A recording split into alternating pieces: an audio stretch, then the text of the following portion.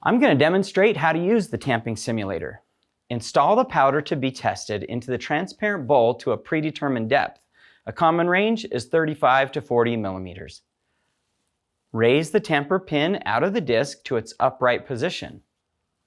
Place the wire whisk fully into the powder and stir the powder 1 revolution with the wire whisk. Using the compression handle, lower the tamper pin into the bowl to the predetermined depth for station number 1. When you reach the predetermined depth, note the amount of spring compression on the spring scale. Raise the tamper pin out of the disc to its upright position. You're going to repeat the process for the remaining 4 steps of compression. Again, use the wire whisk to stir the bowl once between each compression. After completing the 5 compressions, rotate the disc to bring the compressed slug to the front for ejection and weighing.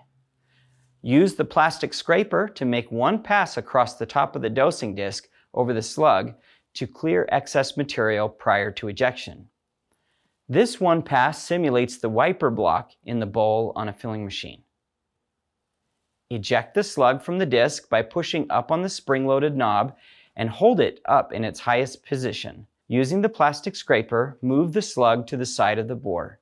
Scrape the slug into a weigh boat and examine the slug quality visually. A properly formed slug will either remain intact at transfer or break into large pieces. Weigh the contents and determine if adjustments are needed. If slug uniformity or capsule weight is not desirable, you may adjust the tamper pin settings, stations 1 through 5, or the dosing disc thickness, or the powder level in the bowl. For more guidance, see the additional video, Achieving Target Weight Through Adjustments.